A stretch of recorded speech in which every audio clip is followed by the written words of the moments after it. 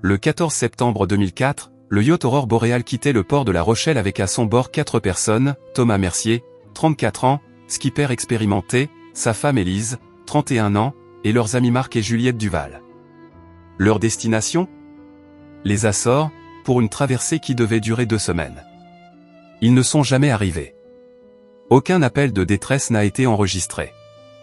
Aucune épave n'a jamais été retrouvée. Pendant 20 ans, les familles ont vécu dans un cauchemar sans réponse, oscillant entre l'espoir insensé et le deuil impossible. Les autorités maritimes ont conclu à un naufrage probable, peut-être causé par une tempête soudaine ou une collision avec un conteneur à la dérive. Le dossier a été classé. La mer avait gardé son secret. Jusqu'au 3 mars 2024. Ce jour-là, un pêcheur de homards près de l'île de Flore, aux Açores, remonte dans ses filets une bouteille en verre, scellée à la cire, contenant plusieurs feuilles de papier jauni et partiellement illisibles. À l'intérieur, une lettre. Pas un appel au secours ordinaire, mais quelque chose de bien plus troublant. Un récit fragmenté, écrit par plusieurs mains différentes, relatant les derniers jours à bord de l'Aurore Boréal. Ce que vous allez entendre n'a jamais été révélé au public. Les autorités ont d'abord tenté de garder le silence sur cette découverte. Mais la vérité, aussi terrible soit-elle, finit toujours par émerger.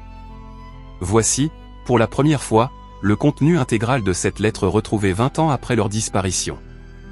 Si quelqu'un trouve cette bouteille, prévenez nos familles. Nous ne savons pas combien de temps il nous reste. Ce qui suit est notre témoignage. Notre confession, peut-être. Nous avons essayé de comprendre. Nous avons échoué.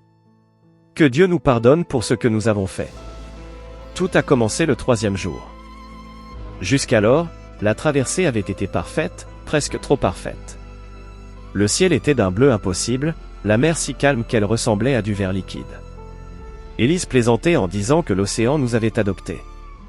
Marc sortait son appareil photo toutes les 10 minutes, immortalisant chaque nuance de lumière sur l'eau. Juliette lisait sur le pont, le visage offert au soleil. Et moi, Thomas, je tenais la barre en me sentant vivant pour la première fois depuis des années. La routine du port, les factures, le bruit de la ville, tout cela semblait appartenir à une autre vie. Nous étions libres. Nous étions heureux. Puis, vers 15 heures, j'ai remarqué quelque chose d'étrange dans l'eau. Au début, j'ai cru que c'était un banc de dauphins. Mais la forme était différente, plus sombre, plus massive. Elle se déplaçait parallèlement au bateau, à environ 50 mètres de distance. J'ai appelé les autres. Nous avons tous observé en silence. Ce n'était pas un animal. C'était trop régulier, trop délibéré dans ses mouvements. Marc a suggéré que c'était peut-être un sous-marin. Juliette a ri nerveusement. Élise a serré mon bras. Et puis, aussi soudainement qu'elle était apparue, la forme a disparu dans les profondeurs. Cette nuit-là, aucun de nous n'a vraiment dormi. Nous ne l'avons pas avoué sur le moment, mais chacun est resté éveillé dans sa couchette, l'oreille tendue vers les bruits de la coque. Vers 2 heures du matin, j'ai entendu quelque chose gratter contre le fond du bateau. Un son métallique, répétitif, comme si quelqu'un traînait une chaîne le long de la quille. Je suis monté sur le pont, lampe torche à la main. L'océan était noir, absolument noir. Pas d'étoiles, pas de lune. Juste cette obscurité visqueuse qui semblait absorber la lumière de ma torche. J'ai fait le tour du pont, vérifiant les cordages, les voiles, cherchant une explication rationnelle. Rien. Quand je suis redescendu, Élise était assise dans la cuisine, les yeux grands ouverts. « Tu l'as entendu aussi ?» m'a-t-elle demandé. J'ai hoché la tête. Marc nous a rejoints quelques minutes plus tard, le visage blême. « Il y a quelque chose dans l'eau » a-t-il murmuré. J'ai regardé par le hublot de la cabine. Il y avait une lumière. Une lumière verte, sous le bateau. Elle pulsait. Juliette est apparue derrière lui, tremblante. Je l'ai vue aussi, a-t-elle confirmé. Nous sommes restés là, dans cette cuisine minuscule, à nous regarder sans oser prononcer à voix haute ce que nous pensions tous. Quelque chose nous suivait. Au matin du 4e jour, la radio a cessé de fonctionner. J'ai vérifié tous les circuits, changé les fusibles, testé l'antenne. Rien. Juste un grésillement constant, comme une respiration électronique. Marc, qui a des connaissances en électronique, a démonté le poste. C'est impossible, a-t-il dit en examinant les composants. Tout est intact. Il n'y a aucune raison pour que ça ne marche pas, nous avons essayé le GPS. Mort également. Puis la balise de détresse. Rien. Tous nos moyens de communication avec le monde extérieur avaient été coupés simultanément, sans explication logique. C'est Juliette qui a remarqué les boussoles. Nous en avions 3 à bord. Toutes les 3 tournaient lentement, dans le sens inverse des aiguilles d'une montre, refusant de se fixer sur le nord magnétique. C'est une anomalie magnétique, ai-je expliqué, tentant de rassurer le groupe autant que moi-même. Ça arrive en mer. Il y a des zones où le champ magnétique terrestre est perturbé. Mais ma voix manquait de conviction.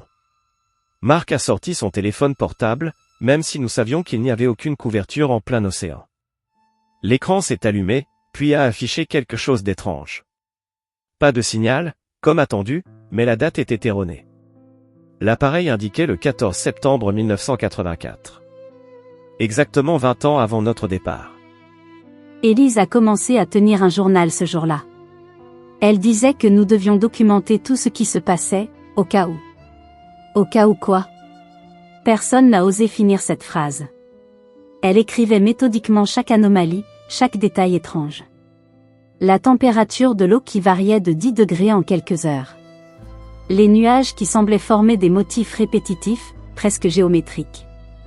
Le fait que nous n'avions croisé aucun autre navire, aucun avion, aucun signe de vie depuis 3 jours. C'est normal, disais-je. L'Atlantique est immense. On peut naviguer pendant des semaines sans voir personne. Mais ce n'était pas normal. Nous le savions tous. Les oiseaux marins nous avaient abandonnés après le premier jour. Nous n'avions vu aucun poisson sauter, aucune méduse flotter. L'océan semblait mort, stérile. Et il y avait ce silence. Un silence si profond qu'il faisait bourdonner nos oreilles. Même le bruit des vagues contre la coque semblait étouffé, artificiel. Marc a émis l'hypothèse que nous traversions une zone de pollution invisible, quelque chose qui aurait tué toute vie marine. Mais l'eau était claire, cristalline même. Trop claire. Quand on regardait par-dessus bord, on pouvait voir à des profondeurs impossibles, comme si l'océan était devenu transparent. Et dans ces profondeurs, parfois, on distinguait des formes. Des ombres massives qui glissaient lentement, très loin en dessous de nous. Le 5e jour, nous avons trouvé le poisson. Il flottait à la surface, à quelques mètres du bateau. Un thon, énorme, peut-être 200 kilos. Marc voulait le récupérer, pensant que nous pourrions le manger. Mais quand nous l'avons hissé sur le pont avec le grappin, nous avons compris que quelque chose n'allait pas. La créature était parfaitement intacte, aucune marque de prédation, aucune blessure visible. Ses yeux étaient grands ouverts, fixes. Marc a sorti son couteau de pêche et a commencé à l'ouvrir. Le sang qui s'est écoulé n'était pas rouge. Il était noir, épais comme du goudron. Et l'odeur. Mon Dieu, l'odeur. Pas celle du poisson pourri, mais quelque chose de chimique, de synthétique. Juliette a vomi par-dessus bord. À l'intérieur du poisson, là où auraient dû se trouver les organes, il y avait autre chose. Des structures métalliques microscopiques, des fils qui couraient le long de l'épine dorsale, des nodules brillants incrustés dans les muscles. C'est une expérience, a murmuré Marc. Quelqu'un a fait des expériences sur ce poisson. Nous avons jeté la carcasse à la mer, mais l'image est restée gravée dans nos esprits. Élise a ajouté cette découverte dans son journal, ses mains tremblant tellement que son écriture était à peine lisible. Cette nuit-là, nous avons tous dormi dans le carré, refusant de nous séparer. Et nous avons entendu les grattements à nouveau, plus forts cette fois. Accompagnés de coups sourds contre la coque. Quelque chose voulait entrer. Le 6e jour a apporté le brouillard. Il est arrivé sans prévenir, un mur blanc et dense qui a englouti le bateau en quelques minutes. La visibilité est tombée à moins de 2 mètres. Nous avons allumé tous les feux de navigation, mais leur lumière était absorbée par cette brume épaisse, laiteuse. J'ai ralenti le moteur, craignant une collision avec quelque chose. N'importe quoi. Le brouillard avait une texture étrange, presque solide. Quand on tendait la main dedans, on sentait une résistance, comme si l'air lui-même était devenu visqueux. C'est dans ce brouillard que nous avons entendu les voix. D'abord faibles, distantes, comme portées par le vent. Mais il n'y avait pas de vent. Les voix se rapprochaient, se multipliaient. des dizaines, peut-être des centaines. Certaines chuchotaient, d'autres criaient. Elles parlaient dans des langues que nous ne connaissions pas, puis soudain en français, prononçant nos noms. Thomas. Élise. Marc. Juliette. Encore et encore. Élise s'est effondrée, les mains sur les oreilles. Marc a crié dans le brouillard, demandant qui était là. Les voix ont ri en réponse. Un rire multiple, dissonant, inhumain. Juliette s'est mise à prier, récitant le Notre Père d'une voix brisée. J'ai tenu la barre, les yeux fixés sur la boussole inutile, refusant de regarder le brouillard, refusant de voir les formes qui commençaient à se dessiner dans cette blancheur oppressante. Des silhouettes humaines, mais trop grandes, trop déformées pour être réelles. Le brouillard s'est dissipé au lever du soleil du 7e jour, aussi brusquement qu'il était apparu. Mais quelque chose avait changé. Le bateau n'était plus le même. Des marques étaient apparues sur le pont pendant la nuit. Des symboles gravés dans le bois, formant des motifs circulaires concentriques. Aucun de nous ne les avait faits. Aucun de nous ne les avait entendus se former. Marc a photographié chaque symbole, espérant qu'ils auraient un sens, qu'ils expliqueraient quelque chose. Élise a remarqué que les voiles portaient également des marques, des taches sombres qui ressemblaient à des empreintes de mains. Mais ces mains avaient 6 doigts. J'ai vérifié la cale. L'eau montait. Pas beaucoup, peut-être quelques centimètres, mais il n'y avait aucune voie d'eau visible. La pompe de cale fonctionnait, mais semblait simplement brasser l'eau sans jamais réussir à l'évacuer. Marc a plongé sous le bateau avec un masque et un tuba, malgré nos protestations. Il est remonté 5 minutes plus tard, blanc comme un linge. Il y a quelque chose accroché à la quille, a-t-il dit en tremblant. Quelque chose de vivant. Nous lui avons demandé de décrire ce qu'il avait vu. Il a secoué la tête. Je ne peux pas. Je ne sais pas comment. C'était organique et mécanique à la fois. Ça pulsait. Et ça m'a regardé. Cette nuit-là, nous avons décidé de nous relayer pour monter la garde. Personne ne devait rester seul. Personne ne devait dormir sans surveillance. Le 8e jour, Juliette a disparu pendant son tour de garde. C'était entre 4 et 6 heures du matin. Marc devait la relever. Quand il est monté sur le pont, elle n'était pas là. Nous avons fouillé chaque centimètre du bateau. Sa veste de sauvetage était toujours accrochée à sa place. Ses chaussures étaient alignées près de l'échelle. Mais elle était partie. Comme volatilisée. Marc a hurlé son nom pendant des heures, scrutant l'océan avec les jumelles. Rien. Pas un corps, pas une trace. Élise et moi avons retenu Marc quand il a voulu se jeter à l'eau pour la chercher. Elle est quelque part, répétait-il en sanglotant. Elle ne peut pas avoir disparu comme ça. Ce n'est pas possible. Mais c'était possible. Nous le savions. Nous avions tous senti que quelque chose allait arriver. Élise a trouvé le journal de Juliette dans la cabine. La dernière entrée, datée de la veille, disait simplement « Elles viennent la nuit ». Elles chuchotent dans les murs. Elles connaissent nos secrets. Elles veulent que nous les rejoignions. Marc s'est enfermé dans sa cabine, refusant de sortir. Élise et moi sommes restés dans le carré, main dans la main, écoutant les bruits du bateau. Les grattements avaient cessé. C'était pire. Le silence était revenu, ce silence épais et suffocant. J'ai compris à ce moment-là que nous n'allions pas rentrer. Que cette traversée était un aller simple vers quelque chose que notre esprit ne pouvait pas comprendre. Élise l'a compris aussi. Elle a commencé à écrire cette lettre. Marc nous a rejoints le matin du 9e jour. Il avait changé. Ses yeux étaient vitreux, son regard absent. Il a parlé toute la journée, mais pas à nous. Il s'adressait à quelqu'un d'invisible, hochant la tête, répondant à des questions que nous n'entendions pas. Ils expliquent tout, a-t-il dit à un moment. C'est si simple. Pourquoi ne l'avons-nous jamais compris? Élise a essayé de le ramener à la raison, mais il l'a regardée comme si elle était une étrangère. Vous les verrez bientôt vous aussi, a-t-il murmuré avec un sourire. Ils viennent nous chercher. Nous avons été choisis. Cette nuit-là, Marc a disparu à son tour. Nous l'avons entendu monter sur le pont vers minuit. Puis un cri. Pas un cri de terreur, mais presque de joie. Quand nous sommes montés, il n'y avait personne. Mais la mer brillait autour du bateau, cette même luminescence verte que nous avions aperçue le premier soir. Elle formait un cercle parfait autour de nous, pulsant comme un cœur. Élise et moi sommes restés agrippés l'un à l'autre, regardant cette lumière hypnotique. Dans ses profondeurs, nous pouvions voir des formes se mouvoir.